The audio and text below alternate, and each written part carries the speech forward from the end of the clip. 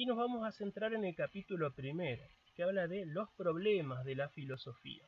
Y vamos a encontrar que va dando vuelta por una serie de cosas que vamos a decir que tienen que ver con la filosofía, o por qué nos habla de esto antes de hablarnos de qué es la filosofía. Bueno, esto tiene que ver con que primero, para entender bien qué es la filosofía, tenemos que ir dando algunas vueltitas por otros lugares. Y en primer lugar, Carpio de lo que nos va a hablar es acerca del ente. ¿Sí? Va a empezar hablándonos en el capítulo primero de este texto, de los principios de filosofía, acerca de los principios ontológicos. ¿Sí? ¿Qué son los principios ontológicos? ¿Qué es ontológico? ¿Sí? Ontológico es el estudio del ente o del ser. Ontos en griego, es una palabra que significa, que se ha traducido al latín como ens, entis, y que pasó al castellano como ente. ¿Sí? En castellano significa una cosa, en griego significa otra, y en latín significa más o menos lo mismo que en griego. En griego y en latín, on y ente, ens, entis, pueden significar tanto lo que es como el ser. ¿Sí? En castellano se traduce como ente y nada más. Entonces, ontología es el estudio del ser. ¿Sí? Es el estudio del ser. Ya vamos adelantando un poquito. Y acá Carpio nos presenta dos conceptos, que son por un lado ente y ser. Son dos cosas que por ahí se pueden confundir, pero que no son lo mismo. ¿Qué es ente? Ente es algo que es o existe. Cualquier cosa que yo pueda decir que es o que existe, ¿sí? Que tiene existencia, es un ente. Por ejemplo, la pantalla que tienen enfrente de ustedes, el lugar en donde están sentados, ustedes mismos, yo, somos todos entes. Todo lo que existe somos entes. ¿Sí? La palabra ente, como yo les decía recién, es el participio presente o el participio activo del verbo ser.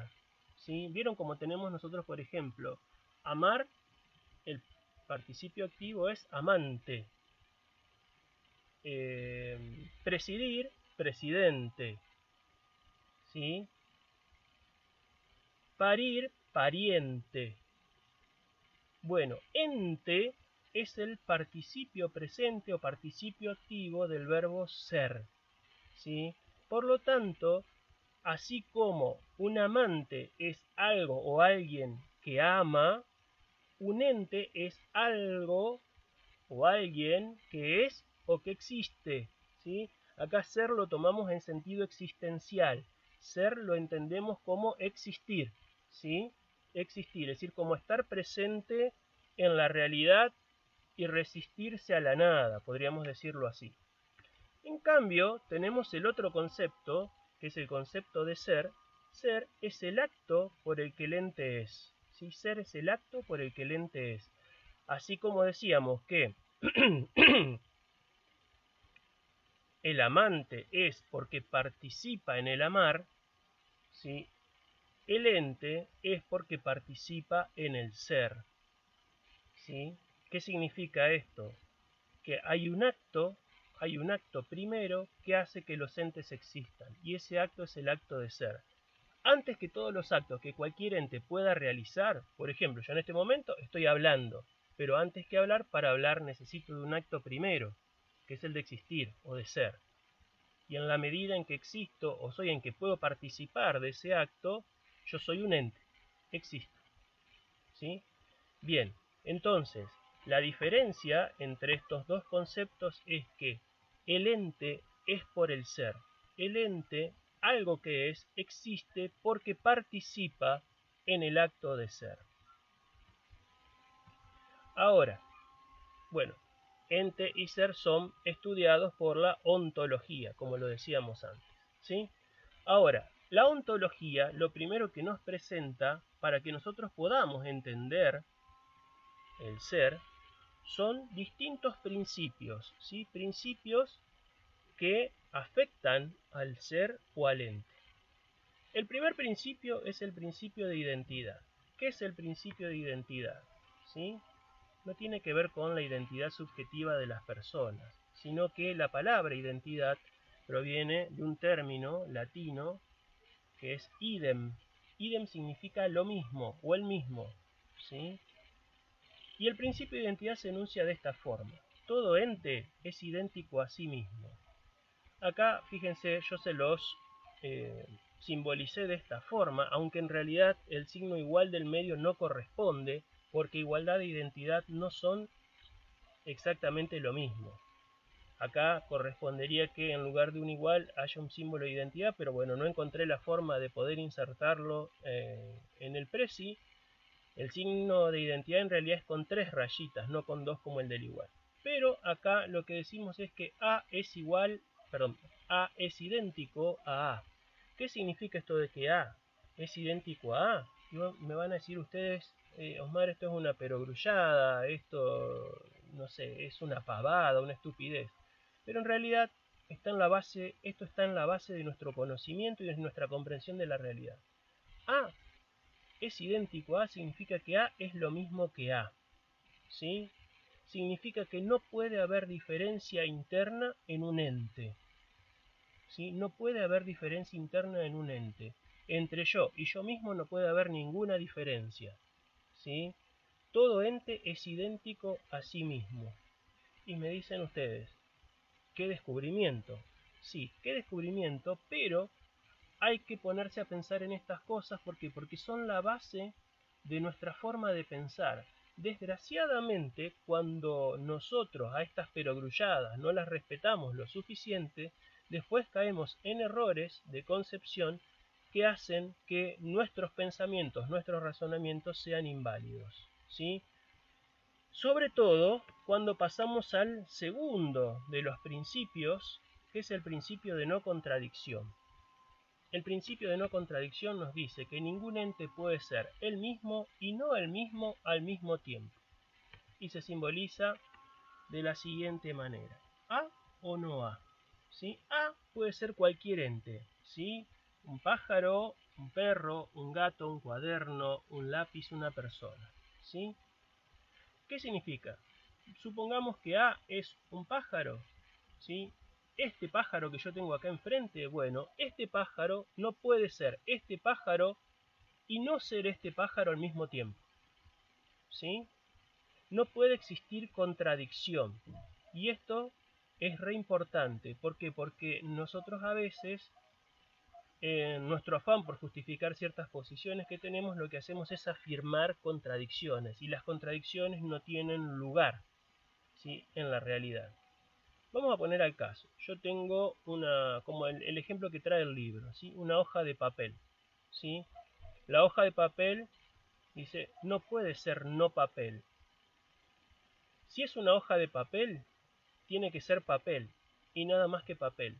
Cualquier otra cosa que no sea papel es no papel. Entonces esta hoja no puede ser una hoja de papel y un bolígrafo al mismo tiempo, ¿sí? No puede ser una hoja de papel y ceniza al mismo tiempo.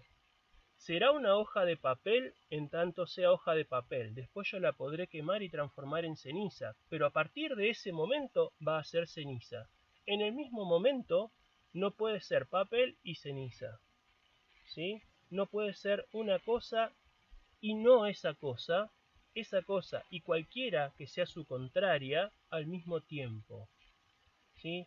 Yo soy persona y no puedo ser no persona en el mismo momento, ¿sí?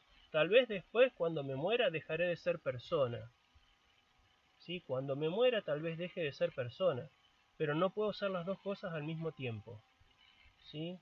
Persona y no persona. Y tenemos que entender esto que acá aparece representado como no A, no persona, no papel, como cualquier otra cosa que se distinga de lo que afirmamos en el primer término, ¿sí? No persona podría ser perro, gato, banco, silla, mesa, cadáver, ¿sí? Cualquier cosa que no sea persona, ¿sí? Cualquier cosa que no sea persona es lo contrario a persona. No tenemos que pensar, por ejemplo, como en algunos ejemplos aparece, que lo contrario de una cosa es su absolutamente opuesto. ¿Sí? Lo contrario de una cosa es su absolutamente opuesto. Basta que deje de ser eso que era para que ya sea su opuesto. Por ejemplo, alguien puede pensar como absolutamente opuesto al blanco el negro, ¿sí? Entonces no puede ser blanco y negro al mismo tiempo, pero ¿qué tal si es rojo? No, rojo tampoco es blanco, ¿sí? Rojo es no blanco, ¿sí? Y esto lo entendemos mejor si pasamos al tercer principio, que es el principio de tercero excluido, y se expresa de la siguiente manera. Todo ente o es el mismo o es su contrario, pero no existe una tercera posibilidad. ¿Sí? Y se formaliza así, necesariamente A o no A. Necesariamente se es algo o no se es algo, pero no hay otra posibilidad intermedia. O es papel o no es papel. No hay ninguna otra posibilidad. No podemos pensar en ninguna otra posibilidad, ¿sí?, que venga a salvar esta diferencia. ¿Sí? Como yo les decía recién, bueno, pero puede transformarse en ceniza. Bueno, ceniza es no papel. ¿Sí? Si es algo, es eso. La otra posibilidad es que no sea eso, pero no hay ninguna tercera posibilidad. No hay ninguna posibilidad intermedia con la cual nosotros podamos subsanar esta diferencia. ¿Sí? Y alguien puede decir, bueno, sí, pero en la física cuántica, sí, pero la física cuántica funciona si solamente en un plano de la realidad física muy pequeño, y que todavía nosotros estamos tratando de descubrir, ¿sí? Porque ahí dice, bueno, ahí hay un tercer estado que es como de ser y no ser al mismo tiempo. Bueno, eso está viéndose, todavía sabemos muy poco acerca de la física cuántica, ¿sí? Pero bueno, básicamente es esto, o se es o no se es. No hay una posibilidad intermedia, como de ser a medias, más o menos, no. O se es una cosa o no se es esa cosa. Intermedios no hay. Terceros estados posibles no hay. Por eso este principio se llama de tercero excluido. Y por último, tenemos un último principio, que es el principio de razón suficiente o fundamento. ¿Sí? Principio de razón suficiente o fundamento. ¿Qué nos dice esto? Nos dice que no hay nada sin razón suficiente.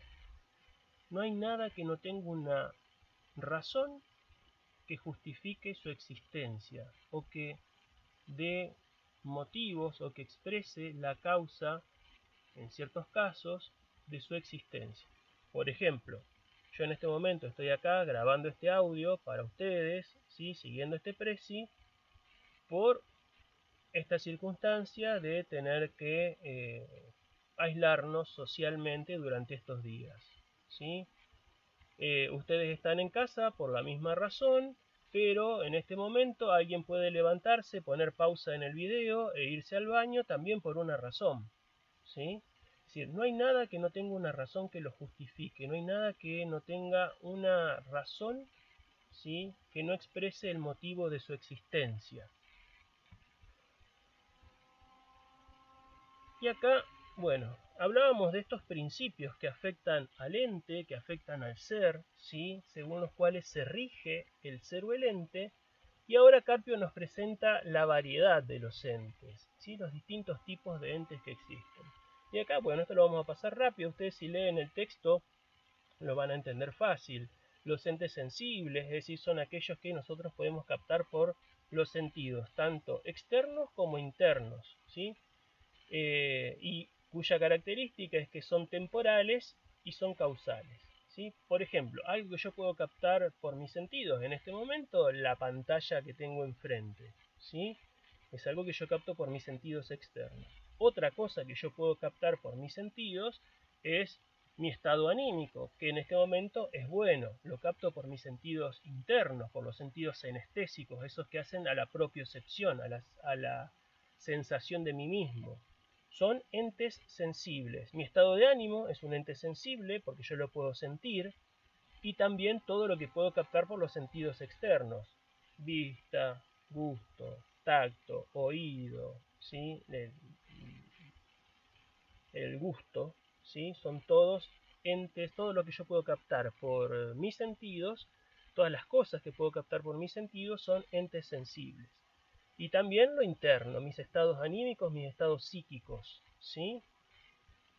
Estos entes sensibles son todos temporales porque se dan todos en el tiempo, es decir, yo ahora tengo enfrente esta pantalla, pero antes no, y esto que yo tengo enfrente mío, la pantalla comenzó a existir en un momento y va a dejar de existir en algún otro momento, mi estado de ánimo va a cambiar, ¿sí? Todas son cosas que son temporales, los entes sensibles están todos en el tiempo, y también existe entre los entes temporales una relación causal. ¿Qué significa? Que entre los entes sensibles que se dan en el tiempo existe una relación de causa y efecto.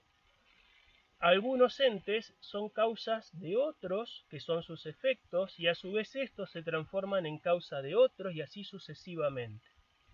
Como decíamos antes, estos entes pueden ser físicos o psíquicos. La diferencia entre físicos y psíquicos también radica en que los entes físicos son espaciales, es decir, están en el espacio, ubicados en el espacio. Yo recién les decía, esta pantalla que tengo frente mío está en el espacio, está en un lugar determinado. En cambio, los psíquicos son inespaciales. ¿Por qué? Porque es cierto, acontecen siempre en un organismo vivo, pero no quiere decir que ocupen un lugar en el espacio, no quiere decir que tengan un lugar determinado, ¿sí? Entonces, los entes sensibles son temporales y causales, pueden ser físicos o psíquicos, los físicos son espaciales, los psíquicos son inespaciales, no ocupan lugar. Todos estos son un determinado tipo de ente, que son los entes sensibles, es decir, de cosas que existen, pero que existen y nosotros las podemos captar por los sentidos, ¿sí? Externos o internos. Pero hay otras cosas que existen y que existen de otro modo, que son los entes ideales. Ya no son sensibles, ¿sí? Porque no los sentimos, pero sí los podemos pensar. Los podemos pensar. Como ejemplos de entes ideales, Carpio nos habla de los entes matemáticos, ¿sí? Por ejemplo, los números 1, 2, 3, 4, las figuras, la línea, el triángulo, el círculo. Son todos entes ideales. No los sentimos, pero sí los podemos pensar. ¿Sí? Los podemos pensar. ¿Son puros pensamientos? ¿Dependen de nuestro pensamiento? Habría que verlo a eso, sí, ya lo vamos a hablar un poquito. Y junto con los entes matemáticos, otros entes ideales, es decir, esas cosas que existen pero que existen a nivel de pensamiento, son las relaciones o esencias, ¿sí? Relaciones, ¿sí? Relaciones son, por ejemplo, la identidad, la igualdad, la diferencia. Por ejemplo, recién decíamos A es idéntico a sí mismo. Entonces, ¿qué decíamos? Que entre A y sí mismo hay una relación, ¿sí? De identidad. Y la esencia es lo que algo es. Por ejemplo, la esencia de un triángulo, de ser una figura geométrica con 3 lados y 3 ángulos internos que suman 180 grados, esa sería la esencia de un triángulo, ¿sí? Lo que eso es. Todo esto son entes ideales. ¿Y cuál es la característica de los entes ideales? Bien, son ideales porque son ideas, son pensables, y en tanto que son pensables son intemporales, ¿sí? ¿Qué significa esto de intemporales? El 5 fue 5 desde siempre y va a seguir siendo 5 para siempre. Antes de que existiera el hombre, el 5 ya existía, ¿sí? Porque si había 5, no sé, 5 frutas todas juntas, 5 piedras todas juntas, eran 5, aunque nadie las contara, ¿sí? Había 5 piedras igual, ¿sí? Y después que desaparezca el hombre, el 5 va a seguir existiendo. Vamos a ponerle un caso más importante, el teorema de Tales, ¿sí? Del que hablábamos el otro día cuando hablábamos del primer filósofo. El teorema de Tales o el teorema de Pitágoras ya existían, ya eran verdaderos antes de que Tales o Pitágoras los descubrieran. Lo que hicieron Tales o Pitágoras fue descubrirlos, no los inventaron. No es que esas relaciones entre las distintas proporciones de un triángulo y las distintas proporciones que se dan entre los cortes de rectas comenzaron a existir cuando Pitágoras o Tales enunciaron sus teoremas. No, ya existían de antes. De hecho, los hombres, antes de que Tales y Pitágoras los enunciaran, ya los aplicaban sin saberlo. ¿Sí? Los aplicaban sin saberlo. Lo que hicieron Tales y Pitágoras fue descubrirlos. ¿Sí? Descubrirlos. No los inventaron, no los crearon ellos. Los descubrieron. Descubrieron unas relaciones que ya se daban por sí mismas, antes de ellos y antes de la humanidad. Y esas relaciones van a seguir siendo verdaderas aunque todos los seres humanos desaparezcamos. Nosotros antes, cuando hablábamos de los seres sensibles, decíamos que entre ellos había una relación causal, de causa a efecto. Unos entes eran el origen de otros entes. Acá hablamos de una relación de implicación. ¿Sí? ¿Qué significa esto? Que entre unos entes ideales y otros se da una relación de principio a consecuencia. De unas cosas se siguen otras, pero estas relaciones de implicación, a diferencia de las relaciones causales, se dan intemporalmente. Para que exista una relación de causa y efecto, la causa se tiene que dar antes temporalmente y el efecto después. En una relación de implicación, todas las cosas se dan al mismo tiempo, pero unas están implicadas en otras. ¿Sí? Por ejemplo, si yo digo, en cuanto a una relación causal padre-hijo, empiezo por el abuelo, que existió primero, luego existió el hijo del abuelo, que sería el padre, y luego el hijo del padre, que sería el nieto.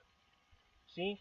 El abuelo es causa del padre y el padre es causa del nieto. Existieron los tres con una diferencia temporal. Primero el que causó primero, después el que causó segundo y por último el efecto o causado, ¿sí? En esta línea. En una relación de implicación no hay temporalidad. Si yo digo A implica B y B implica C, por lo tanto A implica C, no estoy afirmando que primero existió A, después existió B y después existió C. Lo que estoy diciendo es que A, B y C, aunque sean al mismo tiempo, se dan implicadas unas en la otra. B está implicado en A y C está implicado en B. Y por lo tanto, C también está implicado en A. ¿Cuándo? ¿Después de B? No, al mismo tiempo. No hay tiempo en este tipo de relaciones de implicación. No hay tiempo. Por último, saliendo ya de los entes ideales, pasamos a los valores. Los valores son este último tipo de entes que nos presenta Carpio, que si bien es cierto que son abstractos, ¿sí? Por tanto solo pensados como los ideales, ¿sí? Los ideales son entes que son abstractos, ¿sí? Tienen una existencia ideal, una existencia que se da solo en el pensamiento. Los valores también son abstractos, pero a diferencia de los ideales, la primer nota característica de un valor es que vale. ¿Qué significa esto de que vale? Que genera en nosotros atracción o rechazo. A ver, un ente ideal cualquiera, el 1, el 5, el triángulo, no genera en nosotros ni atracción ni rechazo. Podríamos decir así, más allá de conocerlos, nos resultan indiferentes. En cambio, un valor es abstracto, pero genera en nosotros atracción o, si es su contrario, nos puede generar rechazo. Por ejemplo, el valor de la belleza. La belleza nos puede generar atracción, porque en general nosotros deseamos lo bello, deseamos o poseer lo bello, o ser bellos nosotros, o poseer cosas bellas, o poder contemplar cosas bellas. Nos genera atracción. La idea de la belleza nos genera atracción. ¿Sí? El 4, el 5, no nos generan ningún tipo de atracción. Y eso es una nota propia característica del valor. Por eso decimos que el valor vale, porque genera en nosotros atracción. Y cuando hablamos de que tienen una polaridad, nos referimos a que, yo recién decía, generan atracción o rechazo. Normalmente, para todo valor existe un contravalor, antivalor, disvalor, el polo opuesto de ese valor. ¿Sí? El polo opuesto de ese valor. que es el que en general nos va a dar o a generar rechazo. ¿Sí? De la belleza, el polo opuesto sería la fealdad. ¿Sí? Y acá nosotros siempre vamos a encontrar que los valores van siempre en par, opuesto con su antivalor. Por ejemplo, un valor que a nosotros nos puede generar mucha atracción es la justicia. Todos queremos que sean justos con nosotros y también deseamos ser justos en nuestras relaciones. Su antivalor, su polo opuesto, ¿cuál es? Es la injusticia. ¿Sí? Todos rechazamos en general el trato injusto y todos rechazamos, sentimos rechazo por nosotros mismos cuando caemos en cuenta de que estamos siendo injustos en nuestras acciones. Ahora, ¿dónde existen los valores? Los valores, como yo les decía recién, son ideas abstractas, pero hay bienes que son los que encarnan esos valores. ¿Sí? ¿Qué significa esto de que hay bienes que encarnan estos valores? Por ejemplo, una escultura de Miguel Ángel puede encarnar, ¿sí?, el valor de la belleza. En ella se expresa el valor de la belleza, pero esa escultura no es la belleza misma. ¿Sí?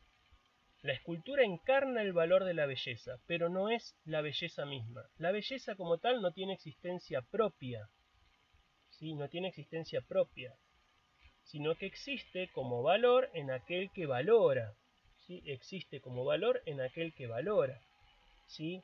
Pero, podríamos decir así, nosotros la vemos expresadas en ciertos bienes. Esos bienes son aquellos que encarnan a esos valores. Nosotros concebimos bienes de distinto tipo, éticos, estéticos, económicos, ¿sí?, y así de distinto tipo.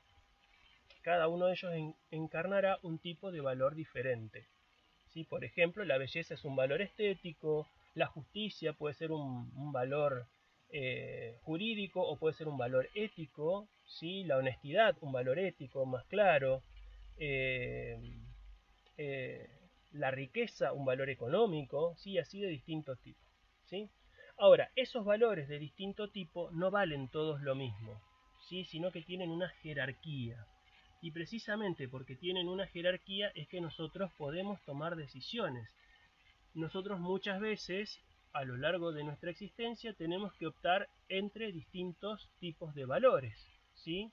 Por ejemplo, ante un valor estético como puede ser el disfrute de los manjares deliciosos que podamos nosotros comer, también podemos tener otros valores como son la salud o también la belleza. Y sabemos que si comemos en demasía, por ejemplo, nuestra figura se puede ver dañada por el sobrepeso y nuestra salud se puede ver dañada por el sobrepeso. Entonces, ¿qué hacemos? Nosotros normalmente tenemos una escala de valores en la cual estos valores están dispuestos en una jerarquía. ¿Qué es lo que priorizamos nosotros? Si nosotros priorizamos más el deleite, ¿sí?, el gusto, y lo que vamos a hacer es seguir comiendo sin parar. Ahora, si lo que priorizamos es la salud, vamos a comer, sí, pero con una cierta medida, siempre y cuando esto no dañe nuestra salud. ¿Sí? No dañe nuestra salud. Y ahí es donde vamos armando nuestra jerarquía de valores. Porque ¿por qué podemos tomar esa decisión? Y porque un valor vale más que el otro. ¿Sí? Un valor vale más que el otro. Tenemos una jerarquía de valores. ¿Sí? Tal vez acá podríamos tener en un primer lugar la salud, en otro el deleite, en otro la belleza, ¿sí?, la estética física. ¿Sí? Y así tienen un orden esos valores, y ese orden de valores es el que nos permite tomar decisiones. Si los valores valieran todos lo mismo, entonces estaríamos en perpetua indecisión. Sería muy difícil poder tomar una decisión y saber qué es lo que nos conviene en cada momento. Ahora, ¿esta jerarquía de valores es para todos la misma? ¿Es para todas las personas la misma? ¿Es en todas las épocas igual? ¿Es en todas las sociedades lo mismo? Bien, acá tenemos una biblioteca a favor, una biblioteca en contra. Hay quienes definen que hay jerarquías absolutas de valores y hay quienes dicen que las jerarquías son absolutamente relativas. Puede haber una relatividad cultural, una relatividad histórica, una relatividad, esperen que saco esto, bueno, una relatividad histórica, una relatividad individual. ¿Qué significa esto? Las jerarquías de valores pueden ser distintas según las distintas épocas, pueden ser distintas según las distintas culturas, pueden ser distintas según las distintas personas, ¿sí? Y el problema de este relativismo cultural, social, epocal, histórico, individual, es que entonces, si esto es así, ¿qué pasa con los valores que primaban en la Alemania nazi? ¿Estaban todos bien? Porque si vamos a ser relativistas, entonces, bueno, seámoslo. Si todas las jerarquías de valores tienen el mismo valor y son todas relativas, cada una es válida en su época, en su lugar, en su sociedad o según el individuo, entonces, por ejemplo, nos encontraríamos con este problema de que las escalas de valores propias de la Alemania nazi se justifican porque, bueno, eran los valores propios de la Alemania durante el nazismo. Entonces, ante este problema y ante el problema de que sí o sí siempre hay diferencias en las estimaciones, en las valoraciones que hacen las personas, nosotros una primera solución que podríamos encontrarle a esto es que tal vez podríamos hablar de que hay una cierta relatividad, pero también hay un cierto núcleo que permanece incólume, que permanece permanente, que queda permanentemente en las distintas culturas y que nos permite a nosotros, ¿sí? Nos permite a nosotros hacer una diferencia entre, por ejemplo, manifestaciones culturales aceptables, ¿sí? En una sociedad determinada e inaceptables incluso dentro de esa sociedad, aunque no tengan nuestra misma cultura. Por ejemplo, yo creo que para nadie puede ser aceptable el holocausto que llevó adelante el nazismo ni ningún tipo de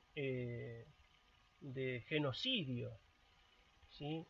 Pero si nosotros fuéramos absolutamente relativistas, entonces nos veríamos forzados a decir que, bueno, que los genocidios se justifican dada la cultura, la mentalidad de la época, los ideales políticos de una sociedad determinada o de una persona determinada.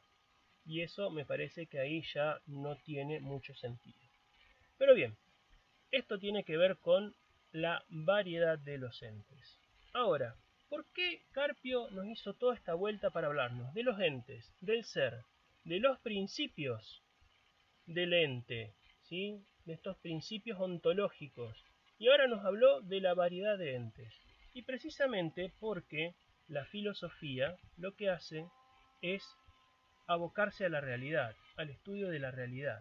Y acá nos encontramos con una primera definición que nos da Carpio, sí, que es una definición tomada de un texto de Aristóteles. Sí, está tomada de la Metafísica de Aristóteles, del libro cuarto de la Metafísica de Aristóteles, donde él lo comienza diciendo que la filosofía primera es un saber que se ocupa teoréticamente del ente en tanto ente y de los atributos que como tal le pertenecen. Y acá Carpio aclara esto, ¿sí? Cuando Aristóteles hablaba de filosofía primera, se refería a la ontología, ¿sí? Se refería a la ontología. Hoy día la ontología no es toda la filosofía, no es que toda la filosofía se reduzca a un estudio del ente, pero sí, lo que nos dice Carpio también es cierto, es que la ontología, o como la llaman también otros, metafísica, pero metafísica ya podríamos tener otra acepción distinta para hablar de la causa del ente, la causa suprema del ente, ¿sí? Pero ya que la llamemos ontología o metafísica, ¿sí? A esta filosofía primera que denominaba Aristóteles a la ontología, lo que sí sigue siendo válido es que toda filosofía depende en cierta forma de una ontología. Toda discusión filosófica que se pueda plantear tiene como base, como fundamento, una concepción de la realidad determinada. Y esa concepción de la realidad es la concepción que nosotros tenemos del ente. ¿Sí? La concepción que nosotros tenemos del ente. Sea de esta forma, con estas diferenciaciones, sean con otras, pero siempre en la base de nuestro pensamiento nosotros tenemos una concepción de lo que la realidad es. Y cuando tenemos una concepción de lo que la realidad es, esa concepción es nuestra ontología, lo que nosotros entendemos por la realidad.